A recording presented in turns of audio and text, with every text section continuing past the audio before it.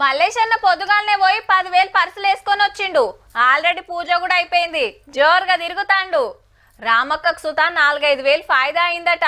పొద్దటి remote అయితే ఇడుస్తలేదబ్బా.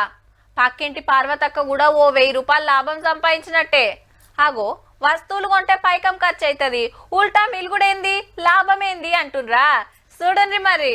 దసరా ఇంకో 10 రోజులున్నది గాని దుక్నాలకు పోయినోళ్లకు ఇయాలనే వచ్చినట్టు అనిపించొచ్చబ్బా.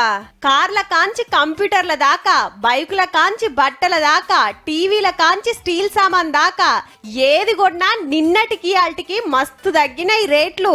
సోనీ 98 ఇంచెస్ నిన్నటి వరకు 7 lakhs ఉండే మేడం. ఈ రోజు వచ్చేసి మీకు 550కి వస్తుంది, అంటే 1,50,000 తక్కువైంది. ఇప్పుడు ఎయిర్ కండిషనర్ అంటే ఇప్పుడు కస్టమర్ 5 స్టార్ ఏసీ ప్లాన్ చేశారు అనుకోండి, 50,000 ఉంది అనుకోండి మేడం. దాంట్లో కస్టమర్ కి 5,000 రూపీస్ డ్రాప్ అయ్యి 45 వరకు వస్తుంది మేడం. ఎందుకో తెలుసు కదా, సెంటర్ వాళ్ళు GST ట్యాక్సులు దించితే ఇయాల్టికెళ్లే తగ్గిన రేట్లకు అమ్ముతున్నారు.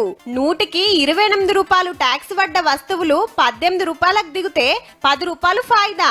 మునుపు 18-12 ట్యాక్స్ ఉన్నాయి, ఇప్పుడు 5 రూపాయలే పన్ను కాబట్టి 7కెళ్ళి 13 రూపాయలు మిగులుతుండే వరకు రేట్ల తిప్పలు తగ్గినాయని పబ్లిక్ అయితే నిమ్మల పడ్డట్టే. 7,000 అవుతుంది మంత్లీ బిల్లు, ఇప్పుడు 5,000 4,500 అవుతుంది అనుకోండి. ఇక దుక్నాల్ల పండుగ డిస్కౌంట్లు ఆఫర్లు పెడితే అట్లా కొంత ఫాయిదా. ఇయాలనే ఫస్ట్ కాబట్టి ఉప్పు పప్పుల మీద ఎంత తగ్గేది, కొత్త రేట్లతోటి ఎంత మిగిలేది 2-3 రోజులైతే తెలుస్తుండొచ్చు.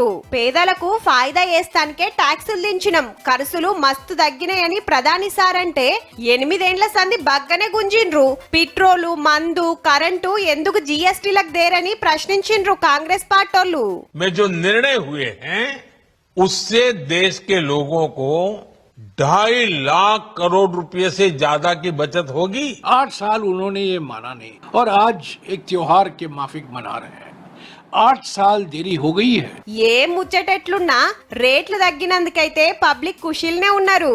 మరి మీరేం కొంటున్నారో, దేని మీద ఎంత మిగులుతుందో చూసుకోండి మరి.